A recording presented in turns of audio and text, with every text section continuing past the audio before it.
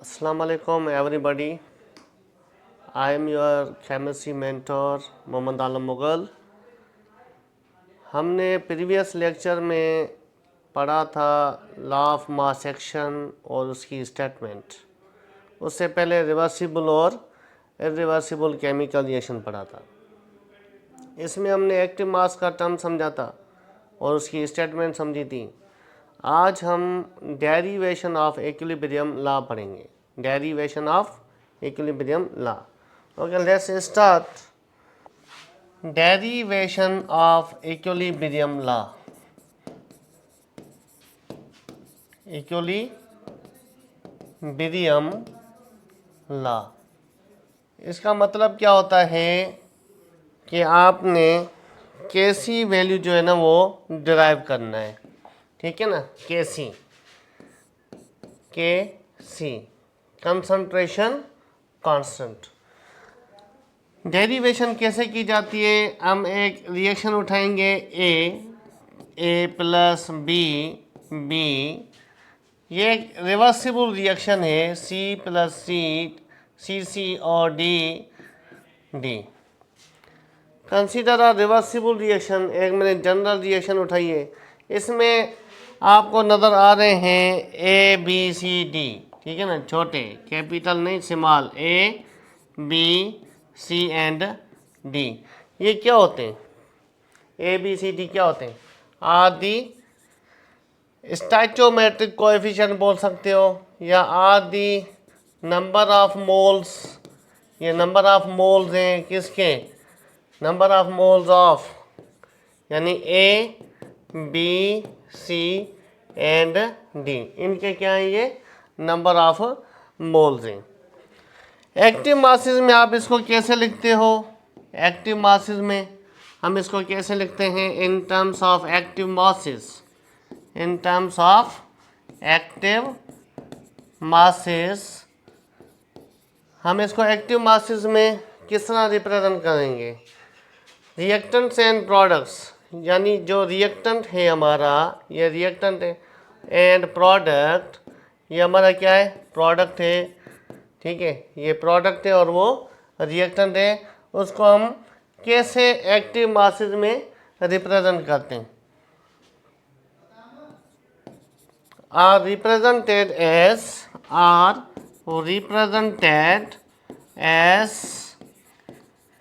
यानी हम कैसे लिखते हैं मुझे बताएं? एक्टिव मासेस में हम इसको कैसे लिखते हैं? यहाँ पे ए लिखते हैं ब्रैकेट में, और उसका पावर जो है यानी ए ये वाला और ऊपर लिखते हैं। ठीक है, और बी को कैसे लिखते हैं? यानी बी उसके ऊपर पावर, यानी बी। सी उसके ऊपर पावर सी, और आखिर में डी यानी उसके ऊपर उसका नंबर ऑफ मोल्स डी। तो ये हमने लिखा है इसको एक्टिव मासेस में। हमें पता है कि जो फॉरवर्ड रिएक्शन है, ये वाली फॉरवर्ड है, इसकी जो रेट है, रेट ऑफ फॉरवर्ड, यानी rate of forward, ROF means rate of forward. So rate of forward reaction मुझे बताएं, वो डायरेक्टली प्रोपोर्शनल है या inversely proportional? Directly proportional to A power A B का पावर बी, यानी इसके साथ डायरेक्टली प्रोपोर्शनल है। जितना एक्टिव मास इसका ज़्यादा, उतना rate of forward reaction speed से जाएगा। इसी तरह रेट ऑफ बैकवर्ड रिएक्शन आप कैसे लिखेंगे? यानी या ऐसे करते हैं, इस साइन को हम ख़त्म करते हैं यहाँ पे, है ना, ROF, यानी रेट ऑफ फॉरवर्ड रिएक्शन। इसको ख़त्म करें तो बराबर में क्या लिखते हैं? K, और यहाँ पे F क्यों दिया मैंने?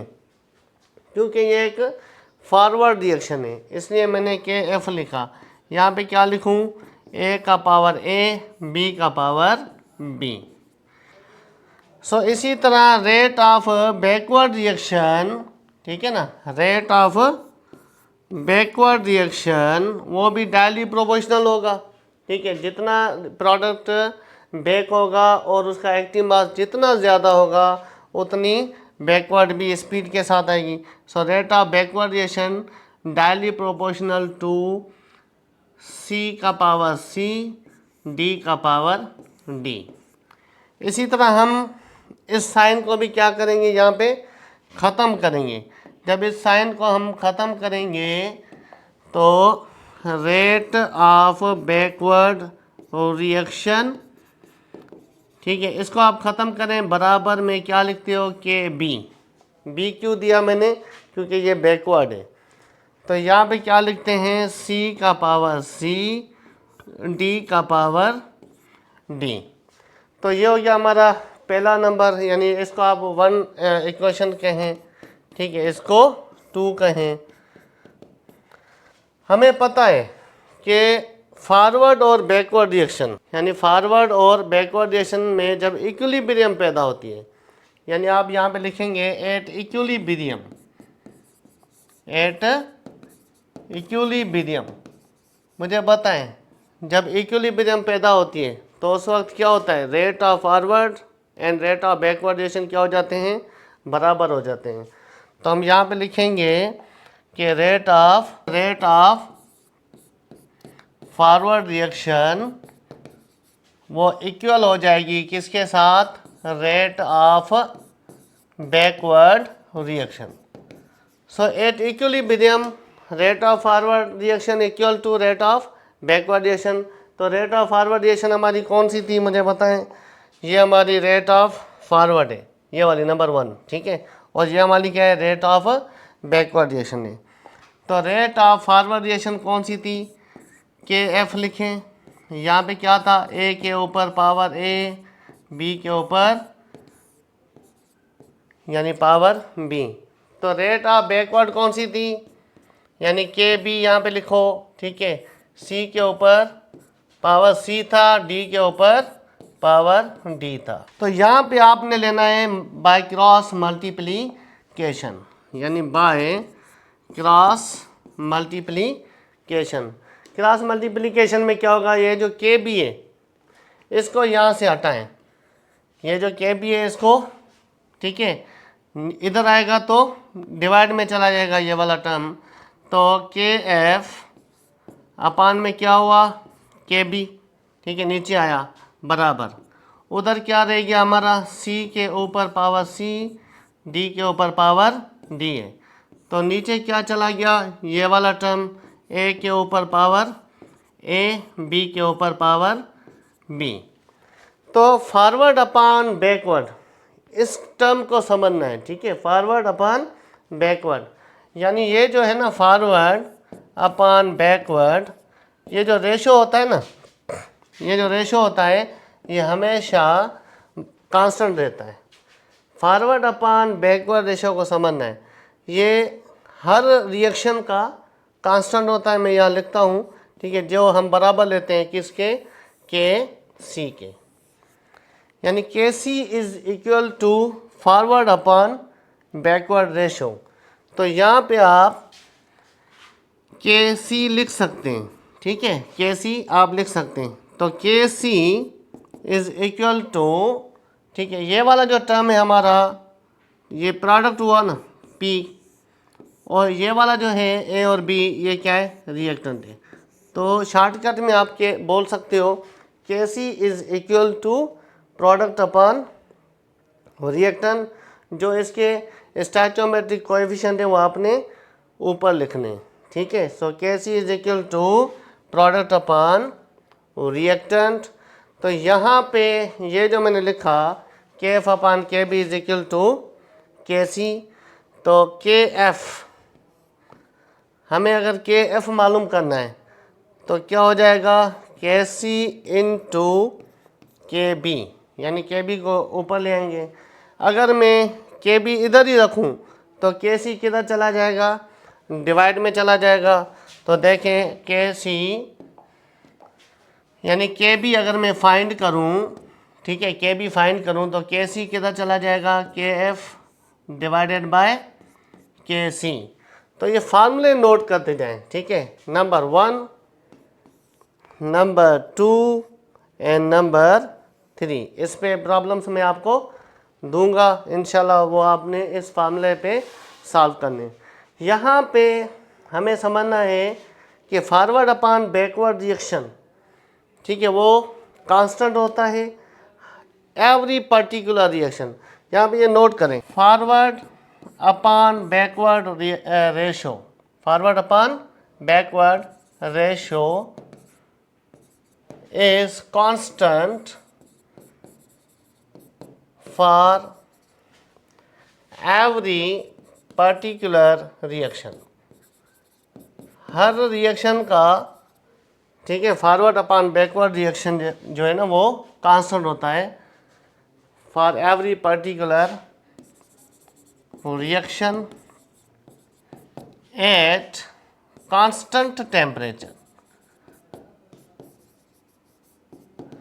ठीक है, एट कांस्टेंट टेम्परेचर, ठीक है, जिसको हम क्या बोलते हैं, कंसंट्रेशन कांस्टेंट, ठीक है, हर किसी का कांस्टेंट होगा, इसे हम बोलेंगे C फॉर कंसंट्रेशन, के यानी ले आप यहाँ पे कांस्टेंट, यानी कंसंट्रेशन कांस्टेंट जो है ना वो हर रिएक्शन की, ठीक है, वो क्या होती है, कांस्टेंट होती है। तो ये लाइन आप समझने की अभी कोशिश करें। देखें, मैं कोई एक रिएक्शन उठाता हूँ H2 + I2, ठीक है, मैंने उठाई, डबल एरो 2HI, ये एक मैंने रिएक्शन उठाई है H2 + I2 double arrow 2HI, और यहाँ पे मैंने एक टेम्परेचर लिया है 250 सेंटीग्रेड, और यहाँ पे जब ये रिएक्शन इक्विलिब्रियम में आती है, यानी रिएक्टेंट गया किस में, प्रोडक्ट में, प्रोडक्ट किस में आया, रिएक्टेंट में, और जब ये रिएक्शन इक्विलिब्रियम अचीव करती है तो उस वक्त कंसंट्रेशन एट इक्विलिब्रियम, सपोज करें, ठीक है, इसका फार्मूला क्या होता है, मोल पर लीटर। कंसंट्रेशन एट इक्विलिब्रियम मुझे मिली, कंटेनर यानी 1 लीटर का है, ठीक है, 1 लीटर कंसीडर करना, तो मुझे कंसंट्रेशन इसकी मिली 2 मोल इसके, ठीक है, 2 मोल पर लीटर, इसके 1 मोल थे, यानी हाइड्रोजन के 2 मोल और आयोडीन के 1 मोल, और मुझे हाइड्रोजन आयोडाइड के इक्विलिब्रियम में, ठीक है, मोल पर लीटर, यानी ये है 2 डिवाइडेड बाय 1, ऐसे समझे, हाँ, ये 1 डिवाइडेड बाय 1 और ये 4 डिवाइडेड बाय 1 है, यानी इनकी जो कंसंट्रेशन है इस टेम्परेचर पर 250 सेंटीग्रेड पर, इसकी कंसंट्रेशन मैंने मालूम की, यानी फॉरवर्ड अपॉन बैकवर्ड रेशो जिसे हम KC बोलते हैं, वो देखें इसकी कितनी निकली। देखें KC is equal to product upon reactant है ना, तो यहाँ पे मुझे बताएं क्या लिखूँ, HI ऊपर स्क्वायर, नीचे क्या लिखूँ, H2 और यहाँ पे I2। अभी HI का जो वैल्यू है वो मैं क्या पुट करूँ, 4 डिवाइडेड बाय 1, 4 ही होता है, ठीक है, तो यहाँ पे मैंने 4 पुट किया, ऊपर क्या है, स्क्वायर, ये स्क्वायर कहाँ से आया, ये वाला कोएफिशिएंट, ठीक है, डिवाइडेड बाय H2 का क्या होगा वैल्यू, 2 डिवाइडेड बाय 1 यानी 2 होगा, ठीक है, और इसका आयोडीन का यानी 1, सो 4 का स्क्वायर कितना होता है, 16, 4 का स्क्वायर 16 डिवाइडेड बाय 2 1 2, तो मेरा आंसर निकला 8। तो इस रिएक्शन की ये जो KC है वो कितनी निकली है, 8, ठीक है, 8 250 सेंटीग्रेड। अभी यहाँ पे इसी रिएक्शन में नोट करें, ठीक है, इसी रिएक्शन में मेरा देखें, इसी रिएक्शन में ये सेम है, यानी मैंने क्या किया, हाइड्रोजन के 2 मोल, आयोडीन के 4 मोल, ठीक है, और HI के जो मुझे मिले वो 8 मोल। पहले आप देखें, पहले चेन थे, ठीक है, अभी 2 मोल है, 4 मोल है और वो 8 मोल है, ठीक है, पर लीटर यानी 1 लीटर में है 1 लीटर 1 लीटर। पहले कितनी थी कंसंट्रेशन, ये चेन थी ना, पहले कंसंट्रेशन ये चेंज थी, ठीक है, सारे वैल्यूज़ आप चेक करें, पहले कंसंट्रेशन चेंज थी, पर रिएक्शन सेम है, ठीक है, टेम्परेचर भी क्या है, सेम है, कंसंट्रेशन यहाँ पे इक्विलिब्रियम में डिफरेंट है। तो KC फाइंड करें इसकी, आपको पता है कि एच आई ऊपर क्या है स्क्वायर, नीचे H2 और यहाँ पे I2 है। तो वैल्यूज़ को पुट करें, अगर हम यहाँ पे वैल्यूज़ पुट करते हैं, ठीक है, कितना होगा एच आई का यहाँ पे वैल्यू कितना है 8 है, ऊपर क्या है स्क्वायर, नीचे बताएं H2 का कितना है 2 है और आयोडीन का कितना है 4 है। तो 8 का स्क्वायर कितना होता है 64 डिवाइडेड बाय 8। आंसर क्या आया, ठीक है 8 आया। यहाँ पे नोट करें केसी वैल्यू यानी कंसंट्रेशन कांस्टेंट कितनी निकली 8, टेम्परेचर 250, ठीक है, केसी वैल्यू 8। और पीछे देखें आप, यहाँ पे भी केसी वैल्यू कितना है 8 है, ठीक है, यानी कंसंट्रेशन यहाँ पे देखो वैल्यूज में चेंज है। तो केसी वैल्यू जो है ना फॉर एवरी पर्टिकुलर रिएक्शन, मैंने क्या लिखा है इधर, KC is equal to KF upon KB, ratio is constant for every particular reaction. कोई भी रिएक्शन, अगर ये आपने रिएक्शन उठाई है टेम्परेचर यही है, भले आपकी कंसंट्रेशन यहाँ पे चेंज हो रही है पर केसी वैल्यू हमेशा सेम रहता है।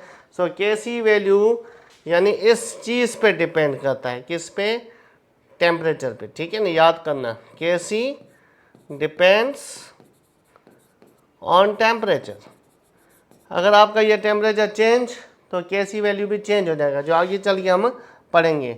सो केसी किसी भी रिएक्शन की हो, अगर रिएक्शन वही हो टेम्परेचर वही हो तो उसका जो केसी वैल्यू है वो हमेशा कांस्टेंट रहता है, भले कंसंट्रेशन चेंज होती रहे, टेम्परेचर सेम है तो केसी वैल्यू भी उसका सेम रहेगा। हाउ टू राइट केसी, अभी केसी हम कैसे लिखते हैं, मैंने अभी अभी पढ़ाया कि केसी क्या होती है, प्रोडक्ट अपॉन रिएक्टेंट होती है। तो पहले लेक्चर में मैंने आपको रिवर्सिबल रिएक्शंस काफ़ी लिखवाई थी, उनकी आपने प्रैक्टिस करनी है, ठीक है, केसी वैल्यू सब रिएक्शन के आपने लिखने हैं। तो एक दो मैं यहाँ पे प्रैक्टिस के लिए देता हूँ, ठीक है। मेरे पास एक रिएक्शन है, कौन सी, N2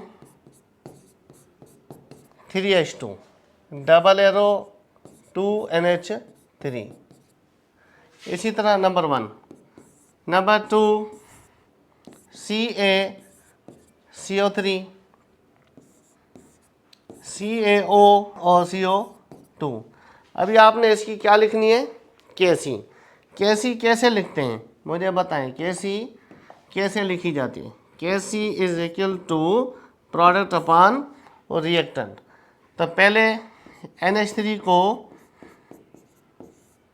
ब्रैकेट में बंद करके ऊपर 2 लिखेंगे, नीचे क्या लिखेंगे N2 और यहाँ पे H2 और उसके ऊपर पावर 3। इसी तरह हम क्या लिखते हैं केसी। तो इसकी आपने खुद प्रैक्टिस करनी है और जो रिवर्सिबल रिएक्शन मैंने लिखवाई थी सारी, उन सब की आपने केसी लिखनी है। उसके बाद हाउ टू राइट केपी, ठीक है। अभी आपने केपी कैसे लिखनी है, यहाँ पे जो टर्म है केपी टर्म यूज़ होता है for pressure, P for pressure, और गैस एग्जर्ट करती है प्रेशर, और गैस की जो कंसंट्रेशन है वो हम किस में एक्सप्रेस करते हैं एटमॉस्फेयर में। यानी केपी टर्म पहले तो ये नोट करना is used for gaseous substance. ये टर्म किसके लिए यूज होता है, for gaseous substance. Concentration of gases expressed in मैंने क्या बताया था, एक्सप्रेस्ड इन एटमॉस्फेयर और प्रेशर। यानी किस में एक्सप्रेस की जाती है एटमॉस्फेयर में, या जिसे हम प्रेशर में का यूनिट है। तो जितना गैस का प्रेशर ज़्यादा मींस कंसंट्रेशन ज़्यादा, प्रोडक्ट जो है ना वो जल्दी बनेगी। तो KP term for gaseous equilibrium होती है। तो अगर आपके पास दो केसेस हैं, ठीक है, Kp लिखने के लिए दो रिएक्शन का ध्यान देना है, ठीक है। नंबर 1, अगर आपके पास इस तरह आता है, नाइट्रोजन क्या है, गैस है, हाइड्रोजन क्या है, गैस है, और अमोनिया यहाँ पे ये गैस है, ठीक है। एक है हमारा गैसियस इक्विलिब्रियम, इसे हम होमोजेनस इक्विलिब्रियम भी बोलते हैं। तो Kp कैसे लिखनी है, Kp is equal to, okay, Kp is equal to, तो वही सेम तरीका है, यहाँ पे आप लिखें NH3, ऊपर क्या आया, इसके ऊपर पावर आया 2, और नीचे क्या लिखें, N2, ओके, यहाँ पे क्या लिखें, H2, और उसका पावर क्या है, 3 है। जो चीज़ आपकी गैस में हो, यानी जैसे ये गैस है, तो जो भी गैस में हो तो यहाँ पे आपने P देना है, P फॉर प्रेशर। नाइट्रोजन देखें गैस है तो यहाँ पे P लिखें, हाइड्रोजन भी क्या है, गैस है, तो यहाँ पे P लिखें। तो ये है एक तरीका, ठीक है, Kp लिखने का। अगर आपके पास आता है, अगर आपके पास आता है इस तरह CaCO3, यहाँ पे देखें CaCO3 क्या है, सॉलिड है, ठीक है। इसी तरह क्या बनेगा, CaO सॉलिड, CO2 भी क्या है, ये गैस है, ठीक है। यहाँ पे हमारी गैसियस सब्सटेंस एक ही है, ठीक है, वो कौन सी है, CO2। तो इसको आपने दो तरीक़ों से इस तरह लिखें, ठीक है, दो तरीके हैं इसके लिखने के। Kp कैसे लिखोगे आप, तो इसमें आपने क्या करना है कि Kp बराबर प्रोडक्ट अपॉन रिएक्टेंट, ये प्रोडक्ट है, ये हमारी इसके नीचे ये रिएक्टेंट है, ठीक है। आपने क्या करना है, मुझे बताएं कौन इसमें, ये सॉलिड है, ठीक है, CaO सॉलिड है, और CO2 क्या है, गैस है। जो गैस हो ना उसके अंदर P डाल दें, ठीक है। बाकी इसको आपने छोड़ देना है, क्योंकि इसका एक्टिव मास मैंने पढ़ाया था 1 है, यहाँ पे 1 पुट करेंगे, ठीक है, आंसर वही आएगा।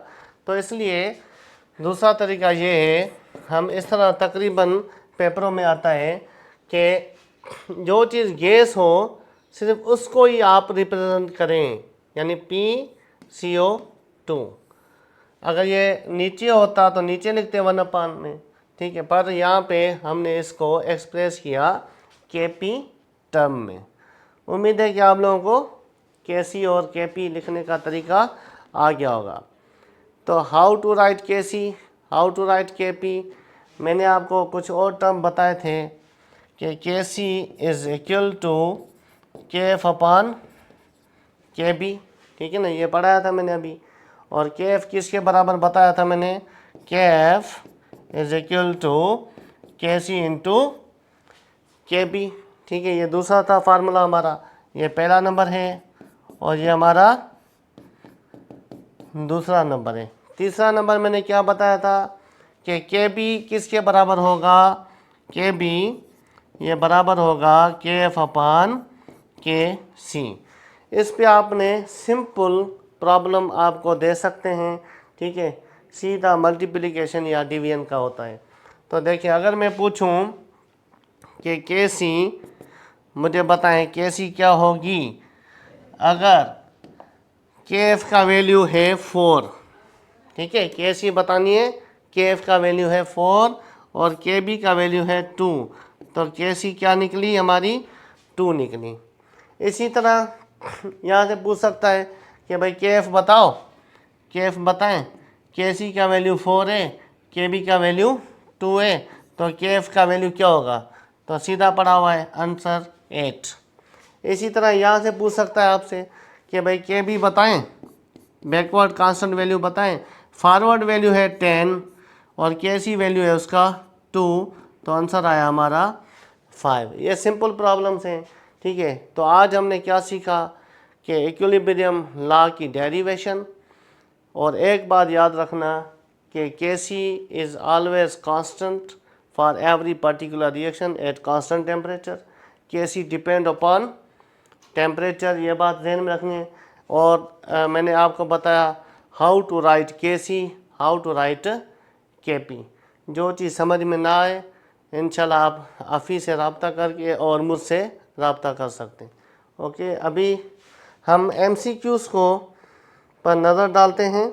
लॉ ऑफ मास सेक्शन जो अभी हमने पढ़ा, ठीक है, उस पर MCQs हैं कुछ। According to the law of mass section the rate of reaction is proportional to, मुझे बताएं इसका क्या आंसर होगा। According to the law of mass section the rate of reaction is proportional to sum of concentration of reactant. नहीं, law of mass section reversible होती है, ठीक है, इसलिए रिएक्टेंट और प्रोडक्ट का जिक्र होता है। Product of concentration of reactants raise to their stoichiometric coefficients, यानी प्रोडक्ट जो है और रिएक्टेंट, ठीक है, उसके मुताबिक ये डायरेक्टली प्रोपोर्शनल होती है, इसलिए करेक्ट आंसर क्या होगा इसका B. For the reaction 2A + B product, तो यहाँ पे कह रहा है कि जो रेट एक्सप्रेशन है according to law of mass section, आपको पता है कि जितना रिएक्टेंट ज़्यादा उतनी रेट ज़्यादा होगी, उतना रिएक्शन फास्ट आएगा आगे। तो रेट एक्सप्रेशन टर्म जिधर भी आ जाए, हम आगे चल के पढ़ेंगे dx/dt होता है रेट। तो रेट एक्सप्रेशन जब भी लिखी जाती है ना, वो इस साइड की लिखी जाती है, इस साइड में जो भी चीज़ मौजूद है उसकी हम रेट लिखते हैं। तो मुझे बताएं, ये आपको लग रहा है ना बी, देखिए A के ऊपर स्क्वायर और ये B। तीसरा number MCQ, the equilibrium constant expression for the reaction. अभी इसका इक्विलिब्रियम कांस्टेंट क्या होगा, यानी KC वैल्यू आप इसकी कैसे लिखते हो, ठीक है, इसका आंसर सीधा पड़ा हुआ है कि प्रोडक्ट अपॉन रिएक्टेंट, कौन सा होगा इसका बी होगा। How to write KC of this reaction, ठीक है, ये इसका बी सही है। For a reaction at equilibrium the law of mass section gives, law of mass section जो है इक्विलिब्रियम में हमें क्या बताता है कि rate of forward equal to rate of backward reaction. Next है for the reaction A + B C + D, यहाँ पे कह रहा है कि concentration of A and B, ठीक है, concentration of A and B, या इनकी कंसंट्रेशन कह रहा है डबल करो, डबल।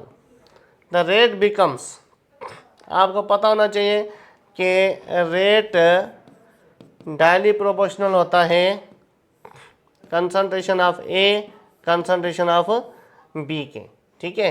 तो यहाँ पे आपने क्या करना है, कह रहा है इन दोनों की कंसंट्रेशन डबल करो, मीन्स इसको भी डबल करो और यहाँ पे इसको भी डबल, 2 to the 4, तो रेट इंक्रीज होगी हमारी 4 time. The unit of equilibrium constant KC depend upon, unit किस पे डिपेंड करता है ये आगे चल के हम इंशाल्लाह नेक्स्ट लेक्चर में पढ़ेंगे। Temperature only, pressure only, stoichiometry coefficients of reaction, ठीक है, इसको मैं समझाऊंगा इंशाल्लाह, फिर आप सॉल्व करना। उसके बाद which type of reaction is law of mass action strictly valid, law of mass action किन रिएक्शंस पर वैलिड होती है। देखें, एक होती है कॉम्प्लेक्स रिएक्शन, उस पर law of mass action valid नहीं होता, क्योंकि कॉम्प्लेक्स रिएक्शन जो है ना वो कुछ मज़ीद आगे बढ़ती रहती हैं। तो चेन रिएक्शन पे भी वैलिड नहीं होता, ठीक है, फोटोकेमिकल रिएक्शन पे भी वैलिड नहीं होता। ऐसी रिएक्शन जो आराम से रिवर्स हो सकें, जैसे नाइट्रोजन हाइड्रोजन है, ठीक है, जैसे कैल्शियम कार्बोनेट है, इन्हें एलिमेंट्री रिएक्शंस बोलते हैं। तो कौन सा सही है इसका, elementary reactions. In the reaction AA + BB CCDD the equilibrium constant expression is, इसकी आपने KC लिखनी है। तो KC क्या होती है, प्रोडक्ट अपॉन रिएक्टेंट। देखें C के ऊपर CA, D के ऊपर DA, A के ऊपर A, या आप A जो है ना ये वाले जो नंबर ऑफ मोल्स हैं ये बाहर भी लिख सकते हो, इसके अंदर भी लिख सकते हो। तो correct answer is B। Hopefully you understand today's topic, इंशाल्लाह wish you best of luck, ठीक है। एंट्री टेस्ट के लिए आप आगे बढ़ते जाएं, जो चीज़ समझ में ना आए, ठीक है, मुझसे रब्ता करके आप पूछ सकते हैं। ओके, अल्लाह हाफिज़।